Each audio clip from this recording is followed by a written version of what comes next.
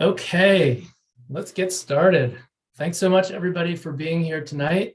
Welcome to Central Oregon LandWatch's legislative kickoff event. My name is Ben Gordon. I serve as the organization's executive director with a mission to defend and plan for Central Oregon's livable future. Our work is linked in so many ways to the key issues the legislature is working to address, which will become apparent during the presentations you'll receive tonight for members of the LandWatch team, as well as two of our region's state representatives. Please allow me to introduce our presenters. Starting with the LandWatch team, I'm joined by our lobbyist, Chris Parda, our Cities and Towns Program Manager, Corey Harlan, our Rural Lands Program Manager, Rory Isbell, and our Wildlands and Water Program Manager, Jeremy Austin. In addition to the LandWatch folks, we're graciously joined by our representatives, Emerson Levy, representative for House District 53, and I believe he's here or potentially joining us soon, Representative Jason Kropf, House District 54. Before we begin our presentations, it's important to point out that 2023 marks a milestone anniversary for Oregon's land use planning system. 50 years since the signing of Senate Bill 100. As a LandWatch advocacy org, we're thrilled to be celebrating this milestone. To depict how land use planning shapes the Oregon we know and love, LandWatch created a short film that we'd like to share with you now.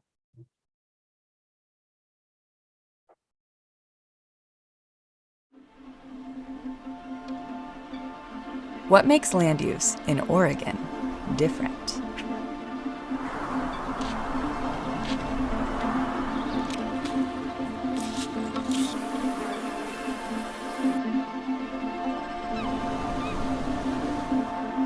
It shapes our landscapes and communities, helping make Oregon, Oregon. From forests to farms, shorelines to rail lines, housing to habitat. Land use planning is about all the ways we rely on and manage land. In 1973, Oregon voters made our land use system a national model. 50 years ago, everyday people across the state came together, inspired by the belief that the choices we make today will define our landscapes tomorrow. The outcome of their collective action was Senate Bill 100. This forward-thinking bill made Oregon the first state in the nation to set comprehensive policies for state and private land use. It established 19 goals that have a big impact on daily life for all Oregonians today. Take Goal 3, which protects Oregon's remaining farmland to support agricultural economies and protect a local food future. Then there's Goal 14, which requires cities to establish an urban growth boundary. This line defines where cities end and rural land begins. It helps contain urban sprawl through designing denser cities that preserve surrounding farmland and open space. Goal 10 ensures enough land supply is provided to meet the housing needs of communities. This connects to policies on more affordable housing, a key part of creating more equitable communities. The truth is, Oregon today is different than it was 50 years ago.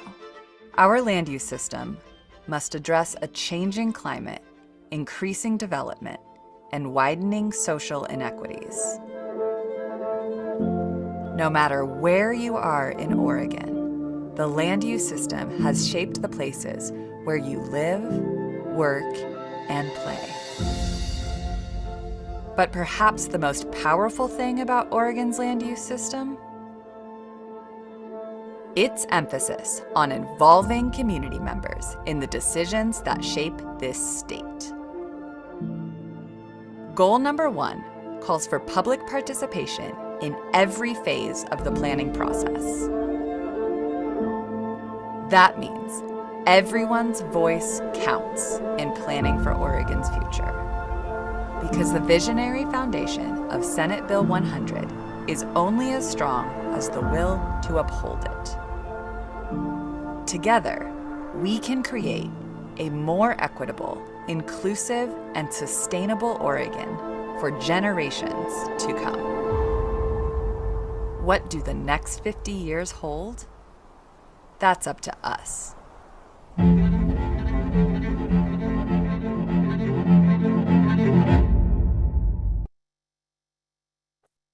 All right. I hope you all were as inspired by that film as I continue to be each time I watch it. Thinking about the theme of what the next 50 years holds for Oregon, let's get an update on what's been happening in our legislative session from LandWatch's lobbyist, Chris Parda. Welcome, Chris. Thank you, Ben. I'm Chris Parda, and as Ben said, I am the Central Oregon LandWatch lobbyist. And so I'm there typically down in the legislature working on all these issues along with our other partners on a daily basis. One thing I want to note about the session is that it is an in-person session, but I would say it's definitely not a normal or typical pre-COVID session.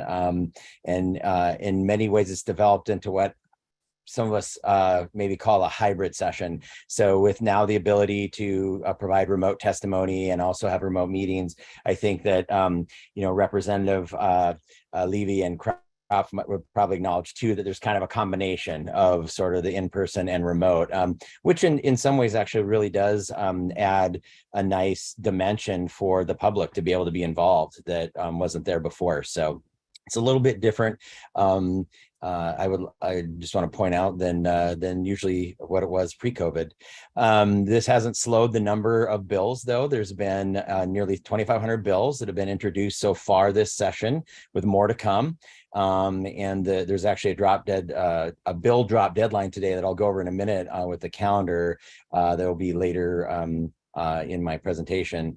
And Central Oregon LandWatch is tracking more than 163 of these more than 2,500 bills that are out there. So there's a lot of bills around the issues that we all care about that are out there and that we're working on. Some of the top issues this session out there, which may be familiar to many of you, are around housing and homelessness. That's a top priority of not only the legislature, but the governor this session, as well as mental health and education policies. So there are many bills around these issues in the legislature, especially around housing and those issues. There are already some, as far as tone and tenor, there are already some tactics being used with some caucuses wanting bills to be read in their entirety. That kind of slows down the process, or can at times, because instead of just reading a brief description of the bill, every word in the bill has to be read. We're encountering that some already, and I think that may be part of some of the reason that a lot of committees have scheduled quite a few bills in a fairly short amount of time towards the front end of this session.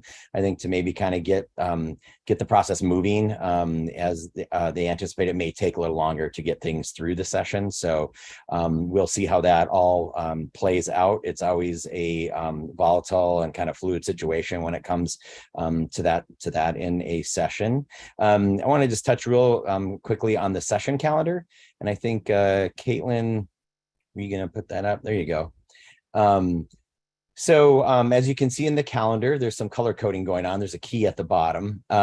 But I'd point to first, just today on the 21st of February, you'll see that is a measure intro deadline day. So actually by close of business today, which is basically going on right now, legislators need to have turned in their LC drafts or legislative council drafts to drop into the system to become bills for this session, or it's too late. There are a few exceptions to that with priority bills with leadership and governor's office and things like that. But in general, bills have to be in to get into the system by today. So that flood of new bills is going to really slow down after about a week now, after things get through the process. Moving forward in the system, a couple of dates I'll point out real quickly. You'll see in March, on the 17th of March, that's a really big legislative deadline day. And it's a day by which policy committees need to post a work session, which means to take a vote or an action on a bill in their committee. And they have to put that on an agenda by the end of the day on the 17th. And then they actually have to hold that work session and take that action no later than that next read calendar date on April 4th, or the bill is dead. And that's in the Chamber of Origin. So House bills in the House and Senate bills in the House. And if you move forward to May, you'll see on the 5th, that is for the second chamber. So House bills in the Senate and Senate bills in the House and policy committees. Once again, they have to post a work session on agenda by May 5th. And then by the 19th, they have to have actually worked that bill and moved it out of committee, either to the floor for a floor vote or to another committee such as Ways and Means or Rules, Revenue, or other joint committees. And that's one thing I wanted to point out. You'll see at the bottom under the red important session dates at the bottom of this key, it lists some of those committees that are exempt from those deadlines there. But this is always a really important thing, these deadlines to keep in mind, because it really does affect. We'll see a lot of bills that we're currently tracking likely drop off as well after these series of deadlines. So that's something to keep track of. But I really want to thank everyone for joining us tonight and for their support and engaging with their legislators to support good land use and sustainability policies and to stop bad policies from getting through. And with that, thank you. And I'll turn it back over to you, Ben. Thank you so much, Chris. Really appreciate it. So next, we're going to introduce our audience to our 3 program leads. And so everyone on the Zoom tonight will get a chance to hear a little bit more from our program leads who are working on urban issues, who are working on, in a lot of ways, we classify it as rural defense, making sure we hold the line on those critical land use laws, as well as our wildlands, climate-related, fire-related, water-related, all types of topics. But before we get into those presentations, I think it's important to reiterate something Chris said, which is at this point in the session, anything can happen from here. So as much as you'll hear about specific bills tonight, know that those are examples, and we're really paying attention to those critical dates on the calendar that define which of these bills are likely to continue to track forward. And so you'll hear a lot about the general themes, some about specific bills, but know that those bills and the bills that we're really working on are subject to change based on decisions that the legislature will soon make. So a little bit of a preview there. With that, I'll first invite my colleague, Corey Harlan, who is our City and Towns Program Manager, to give an update from her purview. Welcome, Corey. Hello, good evening, everybody. I'm really excited to be here tonight. I'm going to start with a quick overview of our Cities and Towns program and then talk a little bit about our legislative priorities and a few specific bills. So we'll go ahead and move to the next slide here. So Central Oregon is growing. We know that it's one of the fastest growing places in the state and in the nation. And that is our challenge and our opportunity to grow well and to grow with intention. And so to help do that, our Cities and Towns program is here to deliver complete communities to Bend in Central Oregon.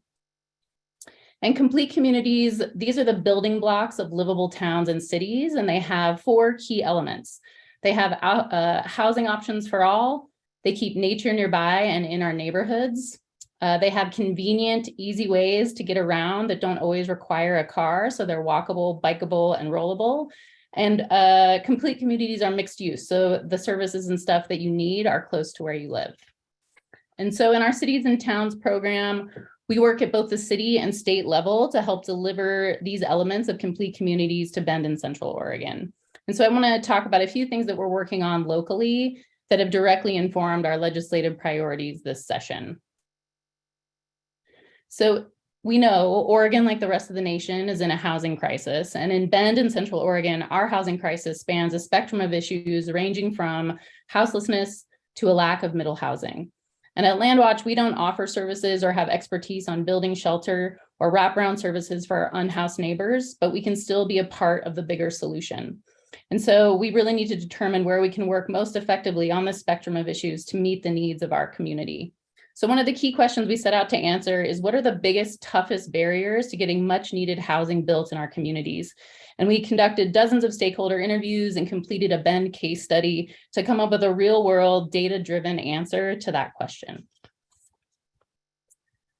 Because in Bend, we've been planning for our rapid growth and housing needs for quite some time. In 2016, we added over 2,000 acres to our UGB across our urban growth boundary across 10 different expansion areas that you can see in green on this map. And those places are meant to accommodate over 5,000 housing units. But what we're seeing is that most new residential development is occurring within Bend's existing neighborhoods and not in our expansion areas.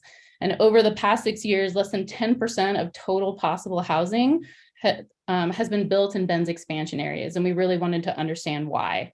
And it turns out the answer to that question is housing related infrastructure. Infrastructure improvements are one of the most significant barriers to available land becoming shovel ready for housing development. We know that bringing new water, sewer, and transportation infrastructure to undeveloped areas is expensive, complex, and time consuming. In Bend's expansion areas, there is a $101 million funding gap for transportation infrastructure alone. And this doesn't include sewer, water, and other utility costs, which substantially increase this funding gap. So the big takeaway here was right now in Bend, we have available land within our current UGB that can become housing, is ready to become housing, if we can find ways to close the gap and provide significant funding for housing related infrastructure. And for years, making the Midtown crossings, Franklin, Hawthorne, and Greenwood safer, more welcoming, walkable, bikeable, and rollable have been key community priorities, and big investments inside the city are moving these projects forward. And the most iconic and catalytic of those is the Hawthorne Overcrossing, which is in design now with construction slated for 2026. And we know this project has the potential to unlock needed housing in our city's core area in the Bend Central District. And so the city, LandWatch, the chamber, other community partners are working with our elected leaders to secure additional state and federal funds for Hawthorne to help move this project more quickly. And here's another rendering of that overcrossing from Highway 97. And then the last one I want to touch on, thousands of Oregonians, businesses, and organizations like LandWatch helped ensure Oregon adopted the Climate Friendly and Equitable Communities Program known as CFEC. And that happened last year. CFEC transforms our 8 major urban areas in ways that put tackling climate change, providing abundant and affordable housing, and creating more equitable transportation choices at the center of how our cities are planned, built, and funded. But that's only if this program is actually implemented. There are a number of efforts to repeal and delay the CFEC program. And so we're working to ensure this program stays intact and is well funded so that cities like Bend can successfully implement it. So that leads me to our legislative priorities this session.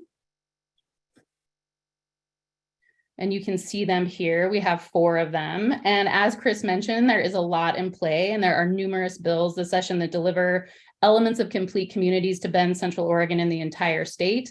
This session, delivering more abundant and affordable housing options to our communities, it's the focus of much legislative energy and attention. So a little bit more detail here on the next slide. So here are some of the key bills that we're working on and tracking closely. We're really trying to key in on middle housing infrastructure funding, specifically for projects that serve 60 to 120% area median income, or AMI. And there's a number of other bills with various ideas, tools, and mechanisms for providing sustained and substantial state funding to Oregon cities. So you'll likely hear a lot about House Bill 2001, and then there's others that we're tracking. And then for Hawthorne, we're working via the budgeting process, not necessarily the legislative process, but the budgeting process to get an additional $10 million for the Hawthorne Bridge here in Bend. And we're really excited to be working with our delegation and local leaders on this.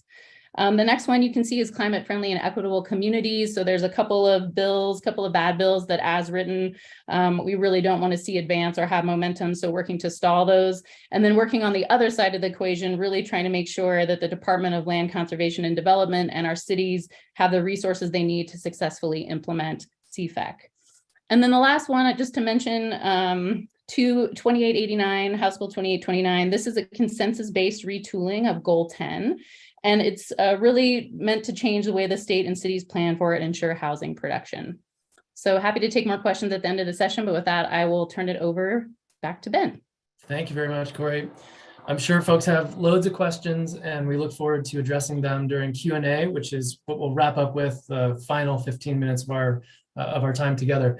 So next up, we'll get a perspective on developments on the rural side of the ledger. With, as I mentioned before, the 50th anniversary of Oregon's land use planning system prominently on display during the session. There's a lot of support for upholding and bolstering the session, and at the same time, there are attempts to lax in it. And so I'm curious to hear from Rory what he's seeing on either side. welcome Rory Isbell, a staff attorney and a Rural Lands Program Manager here at LandWatch. Thank you, Ben, and thanks for everyone for joining us tonight. As Ben mentioned, I'm the Rural Lands Program Manager and a staff attorney here at LandWatch. Similar to what you just heard from Corey on cities and towns, I will briefly talk about LandWatch's Rural Lands Program and also what is on our radar in this legislative session. So quickly on LandWatch's Rural Lands Program, the work of this program is to protect rural lands in Central Oregon for farming, ranching, forests, and open space. We do that with three main strategies. We monitor threats to rural lands in Central Oregon, including proposed development. We enforce state land use laws, which, as you've heard, have turned 50 years old this year, including through land use litigation. And then the third strategy is to advocate to ensure that Oregon's land use laws continue to protect rural lands. And it's really in that third strategy that LandWatch's rural lands work in the legislature falls. So as we've heard about, it's still pretty early in the legislative session. There's lots of bills out there.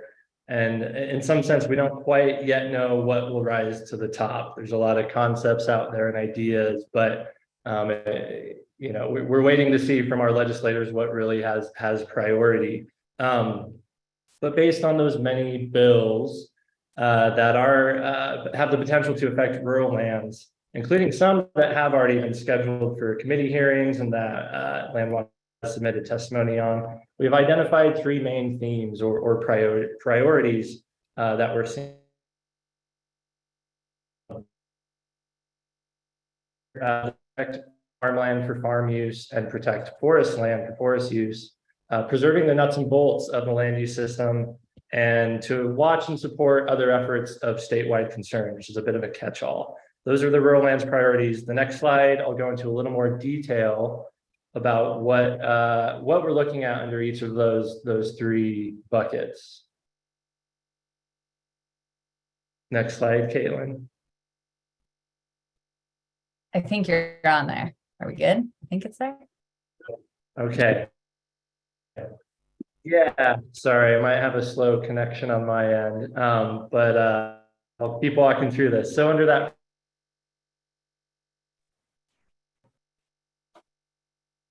so I think, hey, Rory, sorry to interrupt you. I think your connection is unstable, and maybe we'll wait and see if it gets better.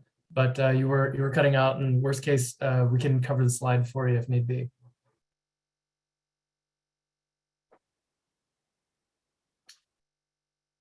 Okay. folks. Okay, you want to try again, Rory? Let's see if it's gotten any better. Okay, let me try again. So under that first bucket of protecting farm and forest land, it seems like session in the legislature we see it's more things.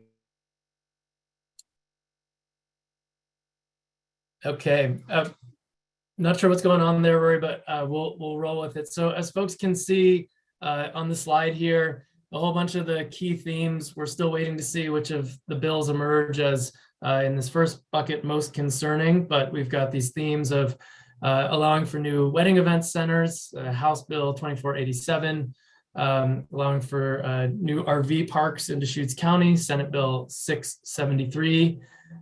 Security RVs is an interesting concept, using RVs on your rural property to protect or secure the property, HB 2203. And then there's housing on Eastern Oregon's high value farmland, Senate Bill 70, as well as a new bill to allow for additional replacement dwellings, House Bill 2192. Quick test. Hey, Caitlin, how's my audio coming in? Are we having additional troubles or we're good? Okay. We're good. Cool. And Rory, are you back on or should I keep rolling here? All right, so Rory mentioned preserving nuts and bolts of the land use system, obviously critically important for for a land use watchdog organization and for a state like Oregon that relies so heavily on this land use planning system. So as you can see here, there are attempts to do away with the Land Use Board of Appeals and LCDC, the Land Use Planning Commission. House Bill 2127 is one we're tracking. Another one to weaken evidence standards at LUBA, critically important as an organization that oftentimes appeals county level decisions up to the Land Use Board of Appeals. That's House Bill 2403. And then redefining who has standing in land use appeals, House Bill 2207. So a bunch of really important, they're procedural, but they're more than that, especially for our land use system here in Oregon. Any sign of Rory yet? If not, I will keep rolling. All right, so now we've got the watch and support efforts of statewide concern. Renewable energy siting is a big one this session. There are a lot of discussions recognizing we want to decarbonize our grid, and we're wondering what it's going to take to get there. So there's some big questions about, can we agree on the siting standards to identify some places throughout the state that make really good environmental and policy sense to allow for large scale solar and otherwise. I'm seeing a ping from Rory, and I want to make sure that he gets a chance to represent these bills. Rory, are you back on? Yeah, I am. Right, so let me. Can you hear Okay, me? cool. Let me fill you in on where I'm going to leave off and invite you in. So the watch and support efforts of statewide concern, I started mentioning some of the statewide efforts that LandWatch and others have been a part of with regards to renewable energy siting. And so now we're moving to the short-term rentals. Would you like to jump in there? Yeah, thanks, Ben, and sorry for the technical difficulties, everyone. No worries. So on rural short-term rentals, this is Airbnbs essentially on rural lands, and there are some interesting concepts in those two listed bills to limit those a little bit, and we're sort of watching to see what happens with those.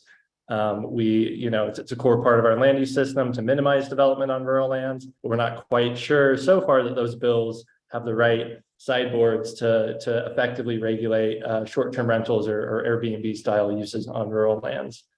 Microtrip industrial siting. This is an interesting one. There was federal legislation over the past year called the CHIPS Act that created a lot of new funding for the microchip facility in this country. And Oregon has sort of identified that one barrier to taking advantage of some of that funding is ensuring that we have large enough industrial sites to accommodate that type of industrial use. So there's a legislative concept that's LC 4320 that hasn't turned into a bill yet, but that would explore what it could look like to ensure that Oregon can provide those large industrial sites. And then finally, this Working in Natural Lands Carbon Sequestration Bill, Senate Bill 530. This one we're really excited about. We enthusiastically supported it. It would create a state administrative and financial administrative framework and financial resource to encourage projects that sequester and store carbon on our working and natural lands. So recognizing that greenhouse gas emissions come from almost every sector of the modern economy, including on our agricultural and forest lands. So this program would help those farm and forest land owners implement projects that ensure that we're storing carbon and not releasing carbon from our rural lands. So again, it's early in the session. There's a lot going on. These are what our priorities for rural lands are so far. And I think now I'm passing it back to Ben so we can hear about wildlands. Perfect. Thank you so much, Rory. Sorry about those technical difficulties, folks. But obviously, if there's anything that I covered, maybe a little more quickly than Rory would have, if people have questions, please save them for the Q&A portion of the presentation. So next, I'm going to invite my colleague, Jeremy Austin, to tell us a little bit about LandWatch's Wildlands and Water program and the bills that program is tracking most closely. Welcome, Jeremy. Thanks, Ben, and thanks for everyone for being here tonight. As Ben said, I'm the Wildlands and Water Program Manager here at Central Oregon LandWatch. And I think, as we've heard here already tonight, but as many maybe share in this room, one of the key aspects of living in Central Oregon that really draws people to this area is the close proximity to nature and our natural surroundings. And in recognition of that, LandWatch's Wildlands and Water program is really focused on the management of our public lands here in Central Oregon and our waterways, working to ensure our region's wildlands are protected to support biological diversity and wildlife habitat, and that water management in our region is improved to restore and conserve our rivers. And so it's with this frame that we're really coming to this legislative session. And as my colleagues have already highlighted, it's fairly early, but we are seeing some themes that we wanted to share with you guys here tonight around some of the bills we're tracking. And the first one is a handful of bills that are supporting and funding our state agencies to preserve and reconnect critical wildlife habitat across the state and to mitigate the impacts of development and climate change on a variety of different species. On the more concerning side are a handful of bills related to wildfire management that we see as taking Oregon in the wrong direction and pulling resources away from efforts that would help to modernize our approach to addressing wildfire concerns. Shifting to the water side of things, there's a handful of bills related to in-stream leasing programs so that would allow people to better move water to where it's needed most, which is a core goal of LandWatch's water program. And then on the sort of, again, on the more concerning side of water bills, there's a handful of bills that are working to really dismantle Oregon's longstanding fish passage laws, which would dramatically impact our ability to restore and conserve critical habitats for fish in the state. And so with those four buckets, sort of around wildlife habitat, wildfire, in-stream leasing programs, and fish passage, I'm just going to highlight a bill for each of those that we're tracking. And the first one, House Bill 2999, is a bill that would strengthen the Oregon Department of Transportation's program to reduce wildlife vehicle collisions and also to strategize how they fund and implement projects on our roadways to improve passage across the state. In addition to that, it would appropriate $5 million to the Oregon Department of Fish and Wildlife to carry out projects to support wildlife mobility and habitat connectivity. And that $5 million, in addition to helping getting projects on the ground, would also make Oregon far more competitive in accessing really the unprecedented federal dollars that are coming out of things like the Infrastructure Act and the Inflation Reduction Act, and allow Oregon to compete with other states for that money to put these projects in play. Additionally, LandWatch is part of a group called the Bend to Subtle Lake Wildlife Passage Initiative that's working on motorist safety and wildlife concerns along Highway 20 between Bend to Subtle Lake, and this bill would directly support efforts like that one. On the bills of concern side in our wildland program, related to wildfire is House Bill 2587. And this is a bill that would essentially cut the legs out of the legislature's 2021 comprehensive wildfire bill, known as Senate Bill 762, and really at a time before it's fully implemented, which we are concerned about, and many others are as well. Shifting gears to the water side of things, a bill that we are excited about and actually had a hearing today is House Bill 3164. And this would permanently authorize an important in-stream leasing tool known as split season leasing, which is a program that's been successful for years. And this would permanently authorize it, opening the door to more water right holders who are interested in participating in in-stream leasing programs across the state, including in the Deschutes Basin. And then lastly, a bill of concern is one of the bills that is looking at dismantling fish passage, and that's House Bill 2930, which would exempt any hydroelectric project on Bowman Dam at the head of Prineville Reservoir from having to comply with Oregon's fish passage laws. And with all the work in the basin around steelhead restoration, fish passage at Bowman would be a really significant development in the conservation and recovery of that species, which our state agencies, including the Oregon Department of Fish and Wildlife, agree with and have said that would provide both substantial benefits to migratory species like steelhead, but also resident fish populations. With that, I will hand it back over to Ben. Thank you, Jeremy. I really appreciate it. So we're going to transition next. We get a chance to hear from two of our representatives. First, Representative Kropf, House District 54, and then Representative Levy, House District 53. Representative Kropf, it's great to have you here. Thank you so much for spending some of your evening with us. I know your time is precious. I am curious to hear from you, if you would, to learn more about some of your priorities, but also given the presentations that the LandWatch team just shared, any alignment that you want to elucidate would be much appreciated. So welcome. Thanks, but I mean, I think it'd be awkward if I said there was no alignment. I think that would be. No, LandWatch, thank you. And thank you for everybody for being here today.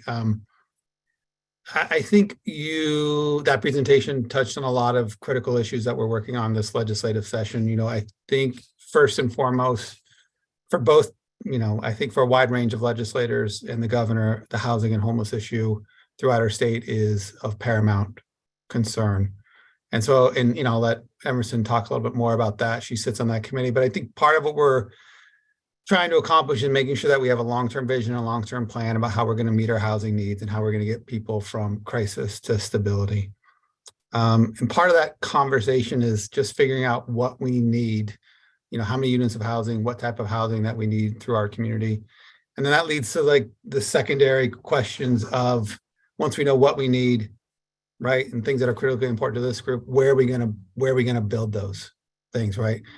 And I think we have an opportunity to be responsible and responsive to this crisis, and have, like you talked about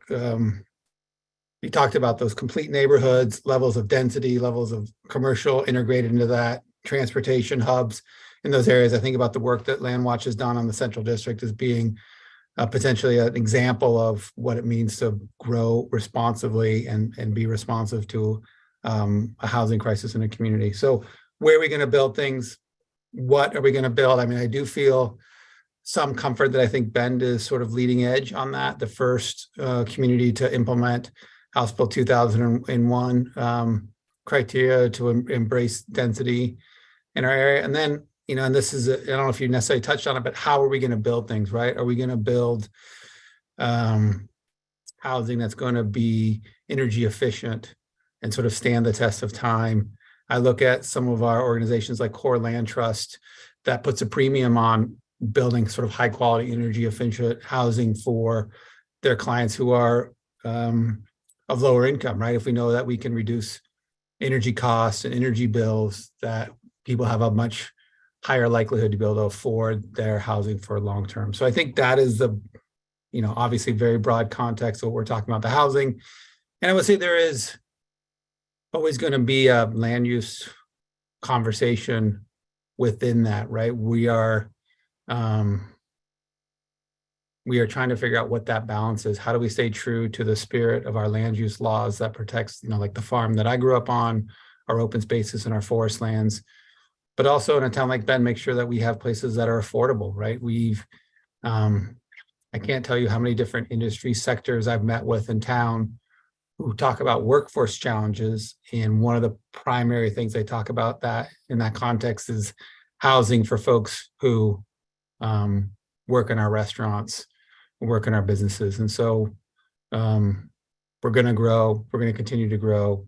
I just think we're at a critical junction in Central Oregon about how are we going to grow, and we're going to make responsible choices. And you can see it through town, right? You can see certain neighborhoods that have that mix of housing and that integrated commercial. And then you can see neighborhoods in Bend that, if you're standing somewhere, I wouldn't even know where to go to get a cup of coffee or to go grocery shopping. So I'm really hoping that the Central District can be sort of a shining example about what responsible, dense growth looks like. So that's a big picture thing. But I would also say, and the things that you touched on, Ben, in your group, is we set really strong aspirational goals in 2021 that we're going to get to 100% clean energy by 2040. And now we're in the process. We know how to get part of the way there. And now we're in the process of trying to figure out how to get all the way there. And a lot of that conversation is because of work being done on the federal level, that there's federal funding available. How do we take advantage of that to sort of close the delta between the energy sources we have now and the energy sources that we should have in the future? You can say the same thing. I know you touched on it a little bit, Rory, about the semiconductor conversation. Part of what's bringing that to the forefront is that there are federal dollars out there, and how do you position Oregon to take advantage of those federal dollars? So in broad strokes, I think those are a number of the big things that are sort of on my radar. And I would say, it's not a great answer, but it is early, right? There are thousands of concepts out there and bills. There's like too many to count, not too many to count, but too many to read. And right now we're in the process of deciphering what's a good idea, what's not really a good idea. And so a lot of that will start shaking out more in the next 2 or 3 weeks. We start getting some committee deadlines. And then the overlay of all this, quite honestly, is this is not going to be the budget that we had in 21, where there was an influx of unexpected dollars and federal dollars. This is going to be a tighter budget cycle. So part of it is, how do you set funding priorities? And how do you, and I think in some respects it's an opportunity, right? So it's an opportunity to say, what are we doing that's working? One of the examples that I saw on your slide deck was the wildlife safe crossings, right? Like, talk about a program that we know, when you spend a little bit of dollars, reduces harm to wildlife and cars and people. So it's an opportunity for us to say, what's working, we should fund it. What's not working, stop doing that or do it differently. So those are sort of top level lines that are on my radar, and I look forward to your questions. Great. Thank you so much, Representative Kropf. Really appreciate your perspective. Next up, Representative Levy, House District 53. Thank you so much for being with us tonight. We would love to hear your perspective on how you see the session going and your personal priorities there. Thank you, Ben, and thanks to Representative Kropf. I would say we're very aligned in our priorities, and just going to add to a few things that he said, but he did a really great job of covering the goals for the session. So from the housing perspective, so what you'll see coming out of committee Thursday morning, is that the HB 2001 will be passed out of committee. And so there's three main pots of money in that. So the first part is ONA, which is Oregon Needs Analysis, and that's phase part one. And that's making sure that having plans for how much housing needs to be built. Second is modular homes. And then the third part is funding for youth services around homelessness, because we know that if you can get services to youth early, it really changes the outcomes for adult homelessness. So a youth that experiences a homelessness for 3 or more months is very, very likely to experience adult homelessness. So putting services in youth homelessness. So that's what you're going to see in the first part. That's the first 60 days. And then from there, we, as our chair calls it, it's a down payment on the housing plan. And so we're going to see more things like Representative Kropf said about like resilient buildings and things like that, and more bills around actual units and production. And so you'll see it in phases, and that's what we're all working towards. I'm really excited of how much bipartisan support we've had, and people working really late into the night to make sure that we are hitting our objectives and really, doing our best to serve the people of Oregon. I will say as someone who sits on housing and the subcommittee for natural resources, Joint Ways and Means. So, I do have a lot of concerns around the climate friendly, equitable community CFEC funding. And, they're just, we've set these goals for cities.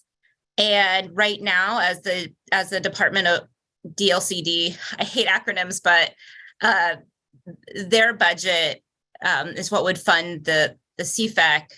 And right now that number just simply isn't there.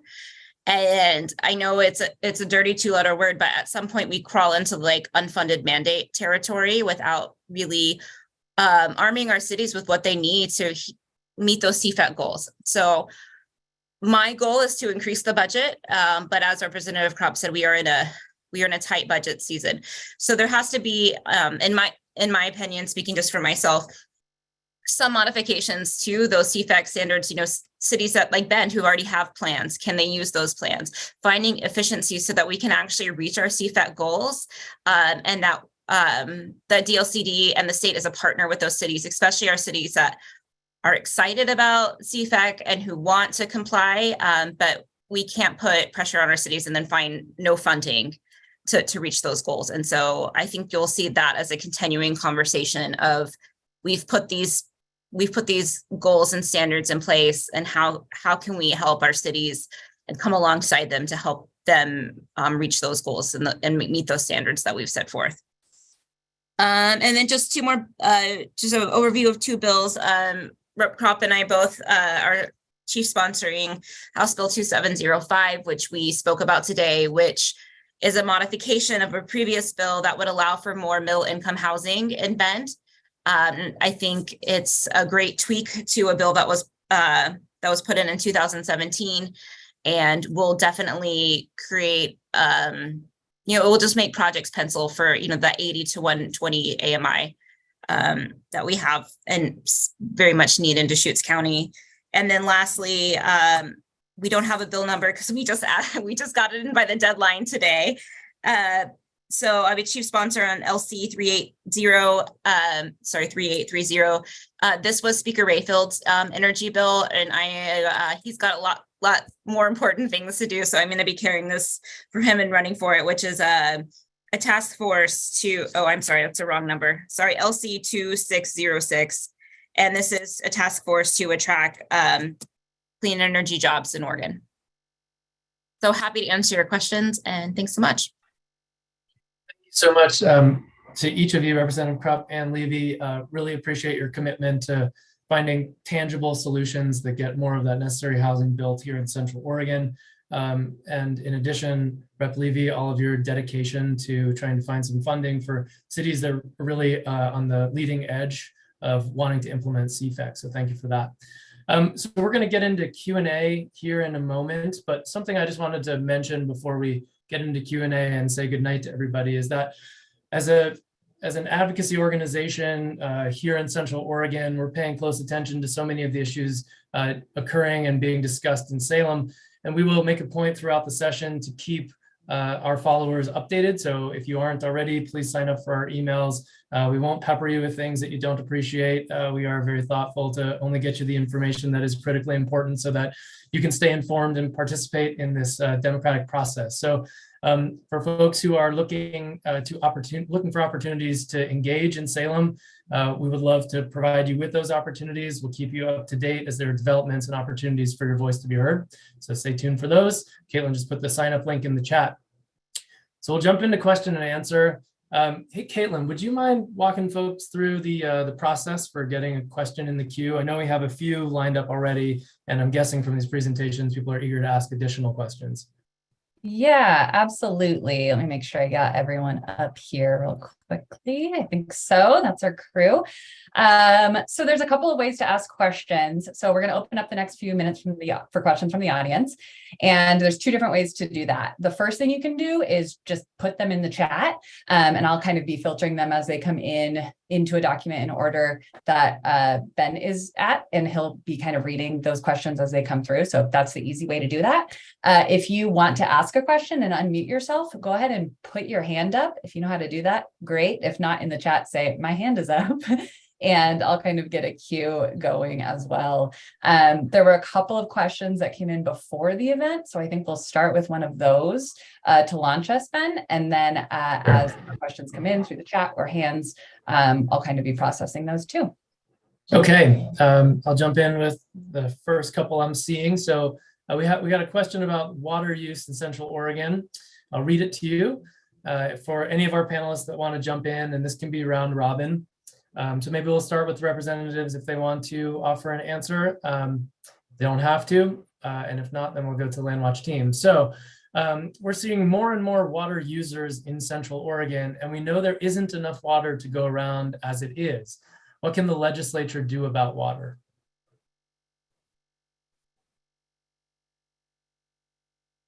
I'll let Representative Kropf answer that. Nice. No, I mean, that's great. I mean, I see Kate Fitzpatrick in the participant list. I want to call her up.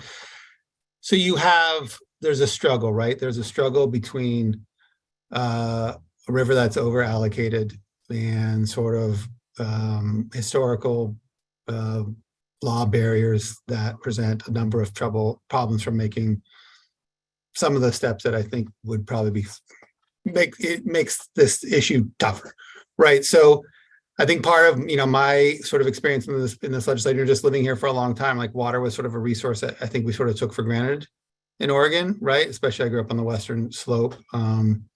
Sort of thought I was always going to sort of be here, and now we're in the midst of a years-long drought cycle.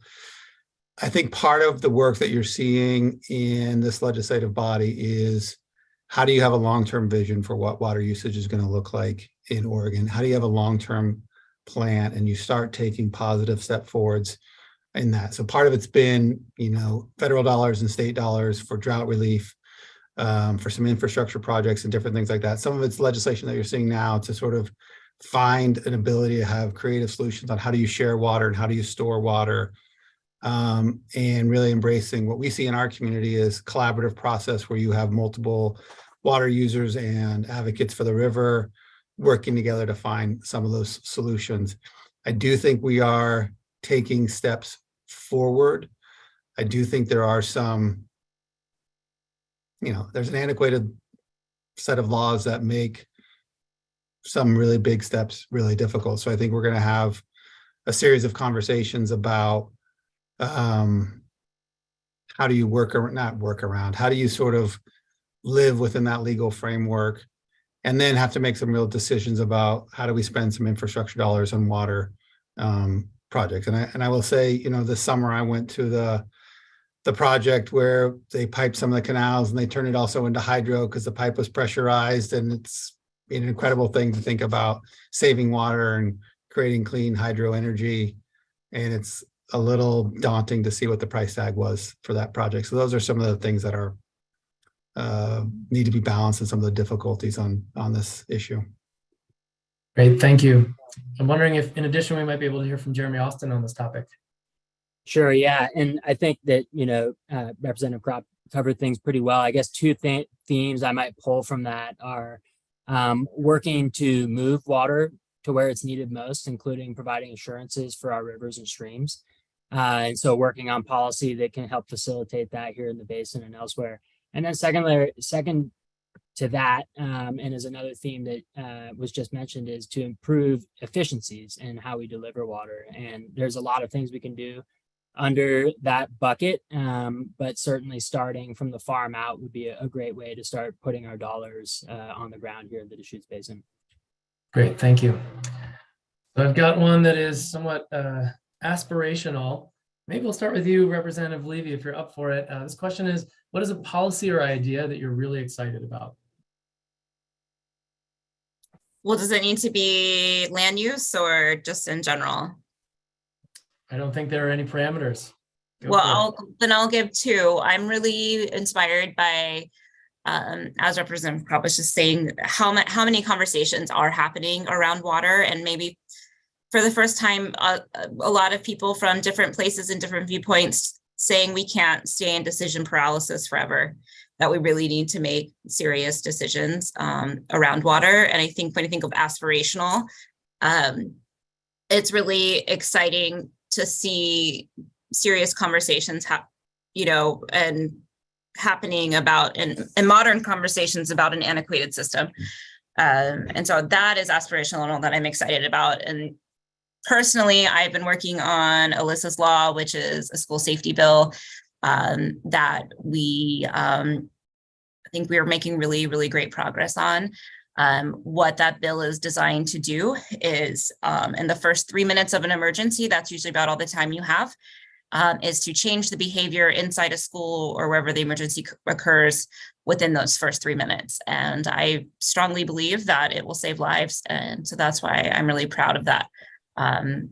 Because not only in the worst case scenarios, but our kids that are experiencing anxiety or having an allergic reaction, those first few seconds of an emergency are precious. And so very proud of that. Thank you very much. Maybe I'll pass it over to the LandWatch team. Corey, let's go to Rory. Rory, are there any policies or ideas that you're really excited about this session?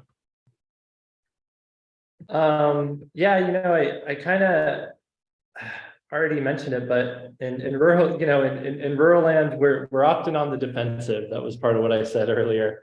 There's always a pet bill to allow some new use on our rural lands. But, I mentioned that rural carbon storage and sequestration bill. That one's really exciting to me. That really injects like a new kind of reason or highlights why we protect rural lands, because they do a lot more then provide the state's agricultural economy and forestry economy and open space and wildlife habitat. But they're also this great carbon sink. I'm just thrilled that, it's an idea that came out of the Oregon Global Warming Commission that's been doing research on how Oregon should address climate change for over a decade now. Yeah, it's just this really exciting new way to think about our rural lands, which have had this longstanding land use protection, but using them really to address this, I almost said new issue of climate change. Of course, it's not a new issue. We're just getting to it late. But thinking of ways to address climate change from our rural lands and directing some state resources to do that is really exciting. Great, thank you very much. I see a hand raised in the audience. Let's hear from Denise, whose hand has patiently been up. Hi, and thank you for your time this evening, and thank you for all the wonderful things you guys are doing and continue to do for Central Oregon and the rest of the state. Corey, this question's for you. You showed a picture, which I'm stunned at still, of the fact that we've been expanding the urban growth boundary of Bend, and we're not building in it. So from a practical current need perspective and this could be taken offline if this is a more appropriate way to go, is there a way we can start working on camps for homelessness on some of that land where we can bring in water and food and other services if that land is a long way away from being developed? I just am sort of hearing a lot from the homeless work here that we can't even find parking lots to put some camps on.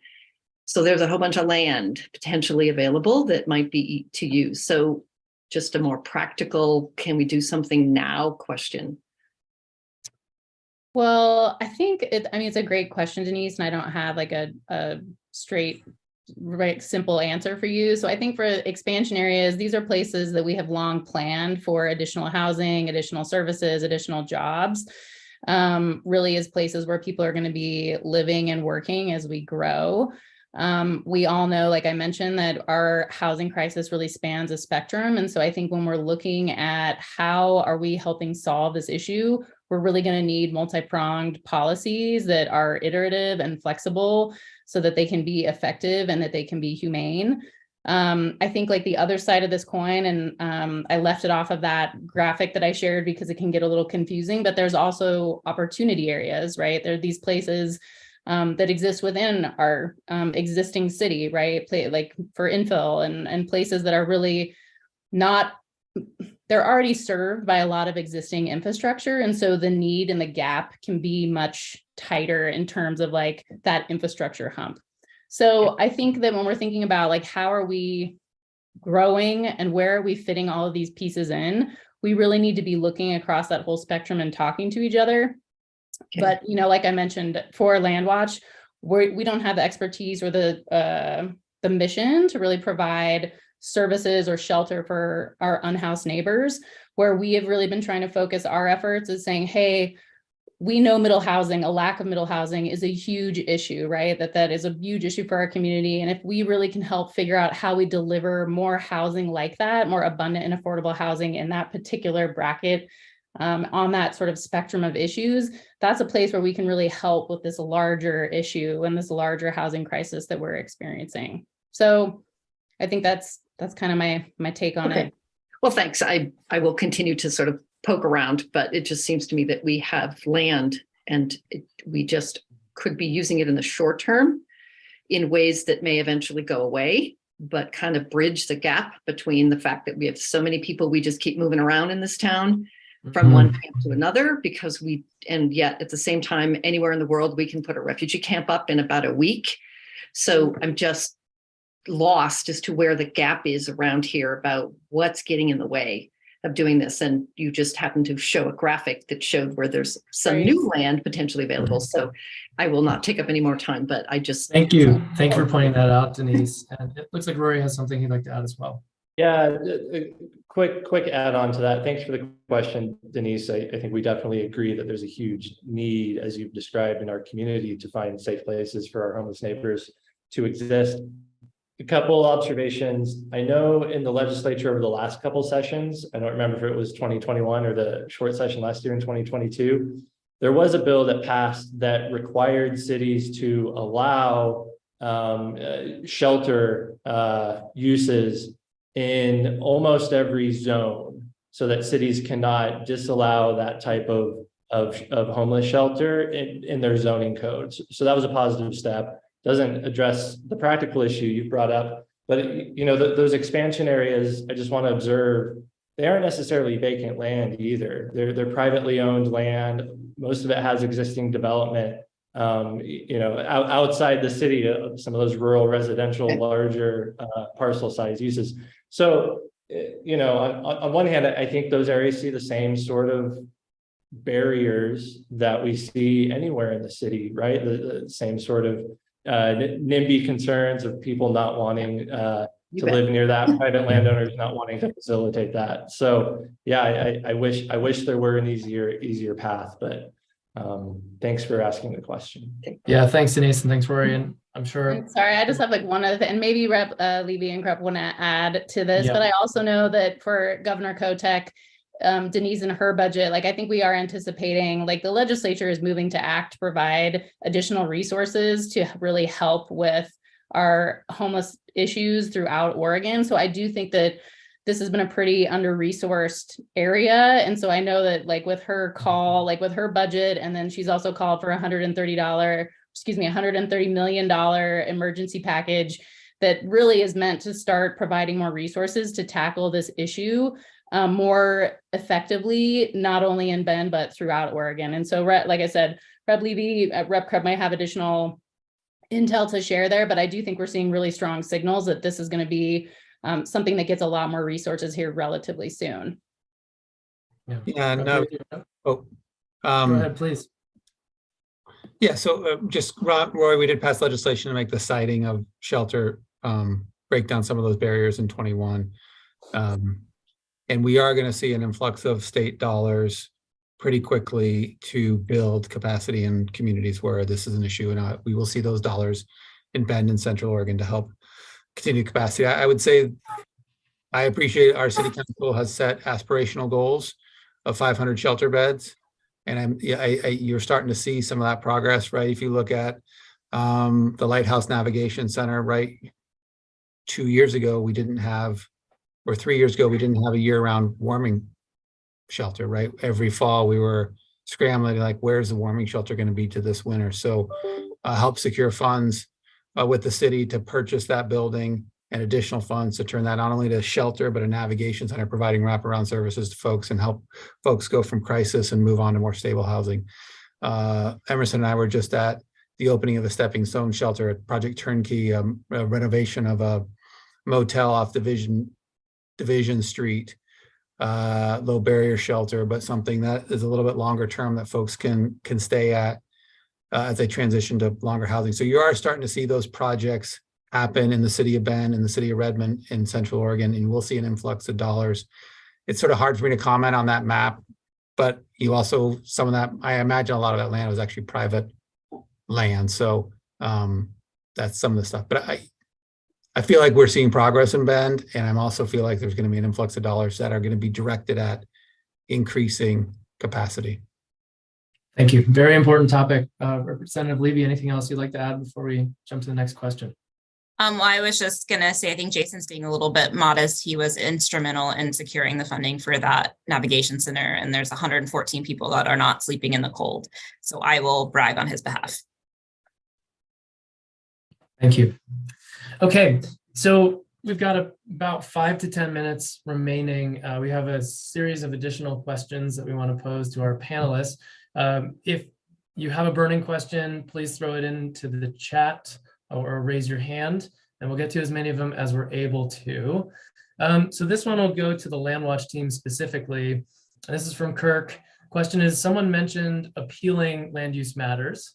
Does LandWatch ever support local projects, or have they submitted support for actual housing projects? Great question, Kirk. Let's start with Rory, and then we'll go to Corey. Yeah, thanks. And I took a stab at answering this question in the past. Yeah, I should really let Corey answer this one, but LandWatch supports a lot of housing development inside our cities that supports our cities and towns program goals. So Corey, why don't you take it from there? Perfect. I think you said it well, right? We absolutely want abundant and affordable housing. It's a key part of a complete community. It's the cornerstone of a complete community. And so our efforts, our cities and towns efforts really have a ton of focus on helping deliver more housing options for all. And like I said, we've got a really specific focus on infrastructure funding, primarily to serve 60 to 120% AMI. But I do think that there are a number of projects we've supported and projects that we will continue to support moving forward. So yes, absolutely. That's definitely a core part of what we're up to at cities and towns. Yeah, Corey, earlier in the presentation, Representative Kropf was alluding to the Bend Central District, and Kirk asked a follow-on question, is there a specific housing project that you have supported? I was wondering if maybe you can just share with the audience conceptually some of the work that LandWatch has done to really reinvigorate the Bend Central District, because it has the potential to provide so much housing right in the center of our city. Yeah, so how far do you want me to go back there, Ben? Just the example of sort of what LandWatch did. I think it really does answer the question well. So you don't have to go too far back. Okay. But kind of where sure. So the Bend Central District has been a focus area for LandWatch since 2016. So the Bend Central District, it's in the heart of our city. It's bounded by 97 and 4th. And it's a really important part of how our city is going to grow into the future. And so it's been a place where we know that it could be one of our absolutely most complete, best communities, but it does require a lot of policy work, investment, building a grassroots vision and having the community buy into it, taking that vision to city council, getting them to see that vision and prioritize it. And so we do think that the Bend Central District is a place where we're going to see a lot of not only public investment, but public investment that will leverage private investment into a lot of multifamily housing and mixed use developments that we really desperately need in Bend. Thank you very much. Hope that was helpful, Kirk. Thank you for your questions. Let's jump to, I think we have one, maybe two remaining questions. So this one is about the Oregon Community Solar Program. Whether anyone on the panel has a take on the solar program. This is from Don, who works for Oregon Shines, continually looking for ways to reach out to communities to be part of and subscribe to this program. Is there any familiarity and anything you'd like to share? Maybe we can start with the representatives here. Hi, yeah, Don, is that residential or commercial? Let's see what reply we get from Don. I will just, Don, you're muted, but you can unmute yourself. All right. Sorry, I thought I did it when I came online. It's actually for both residential and commercial. Commercial businesses, we're not really short of essentially, but we're still reaching out for partnerships on small businesses and small business changes as well. They're welcome. Every single solar project that goes up actually needs to include 50% commercial, 40% residential, and 10% like low to moderate income in the category. So we have multiple projects, solar projects coming online that we're still filling subscriptions for when they start coming online this summer. And after summer, we have quite a few coming in towards the end of the year. So our outreach is pretty good. It's still getting together to get the word out to residences is kind of difficult. It's still taking a little time to get the word out there to where people get familiar with the term community solar and what it is. Many folks are familiar with the green solar program and blue sky program that Pacific Power has, where they've essentially been paying 10% to have access to wind and solar and some hydro energy from 11 different states. However, this program, initiated by Oregon not too long ago, is it actually wrote into legislation that everyone must receive an incentive. So instead of paying for it, everyone will get at least a minimum 5% back on their usage of the solar power. So essentially knocking down their bill a few dollars, but also there is a low to moderate income carve out as well, where they'll actually reduce their bills about 40%. And thank you, Don. Great. Maybe we can go to the representatives to ask if they have your question was if they have a take on the program. Well, as far as community solar, generally, I think they're great and they really support these smaller megawatt projects. And I think they're an important part of our meeting our long-term clean energy goals. And I have supported legislation this session to make some tax exemptions because this was my job. I did the financing for a lot of solar and smaller megawatt projects. And some, making those pencil out as they're competing for the, price. Some of these larger places where they're building lots and lots of megawatts and the price is just simply lower. So I think they're a great program. I absolutely can, support community solar and smaller megawatt projects. Thank That's you. great. Yeah, I've scheduled tons of neighborhood association meetings and doing lots of tabling events to help people save money in utilities. Great. Thank you so much, finding Don. it's a little Appreciate slow, that. so we're always looking for any way to try to get the word out. Awesome. Thank you. So we just have Thank time you. for one last question. Representative Kropf, was there anything you wanted to add? Oh, I was just on a tangent, Ben. I think you're going to see legislation that helps, and not the correct phrase, but basically sort of a navigation process to help people, one-stop shop. What are some of the incentives out there in federal dollars? And, I've poked around online about putting solar in my house or buying an EV car, but I think we're going to try to create a sort of a clearinghouse for that type of information. So we can help direct people to access some of those funding incentive programs that are being both already started, but we'll see come online more with federal dollars coming in. That's great. Thank you. Okay, this last question is a wildfire question. Last year, there was a lot of discussion about a comprehensive wildfire bill, Senate Bill 762. Where does that bill stand and when will it start affecting us? Let's see. Jeremy, do you want to jump in on that one? Sure, I can take a stab at it and welcome any others to follow up. As I mentioned,